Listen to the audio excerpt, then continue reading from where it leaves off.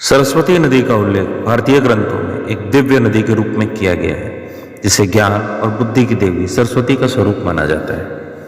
हालांकि कालांतर में यह नदी अदृश्य हो गई। इस नदी के विलुप्त होने के बारे में कई पौराणिक कथाएं प्रचलित हैं, जिनमें से प्रमुख कथा महाभारत और पुराणों में मिलती है। एक कथा के अनुसार सरस्वती नदी अत्यंत पवित्र थी और इसका जल सभी पापों को धोने की शक्ति रखता था।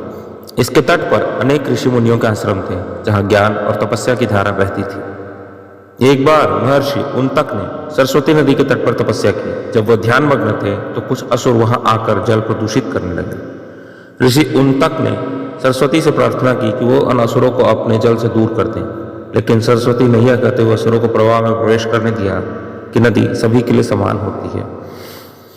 इससे उनतक ऋषि क्रोधित हो गए।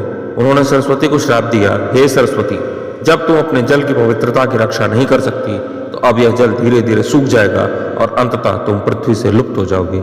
इस श्राप के प्रभाव से सरस्वती नदी का प्रवाह धीरे धीरे कम होने लगा और अंततः वह अंतर्ध्यान हो गई। एक और कथा आती है महाभारत से।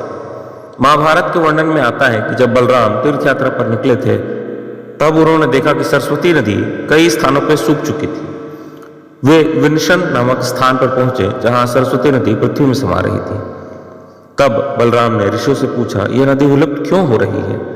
ऋषियों ने बताया कि सरस्वती ने स्वयं भगवान ब्रह्मा से प्रार्थना की थी कि वो इस पापमय युग में विलुप्त होने का वरदान दें, ताकि लोग उनकी पवित्रता को नष्ट न कर सकें। ब्राह्मणों और ऋषियों की इच्छा से सरस्वती नदी ने स्वयं को भूमिगत कर लिया और विंशन नामक स्थान पर अंतर्ध्यान हो गई। सरस्वती नदी के विलुप्त होने को लेकर कई पौराणिक कथाएं प्रचलित हैं। कुछ में इसे ऋषियों के श्राप से जोड़कर देखा गया है, तो कुछ में इसे देवी सरस्वती की इच्छा माना गया है। हालांकि इन कथाओं में एक समानता यह है कि सरस्वती पूरी तरह से नष्ट नहीं हुई है, बल्कि वह अंतर्ध्यान होकर भूमिगत रूप में प्रवाहित हो रही है। आज भी प्रयागराज में गंगा जमुना सरस्वती के त्रिवेणी संगम की मान्यता इस बात को दर्शाती है कि यह नदी अदृश्य रूप में अब भी मौजूद है।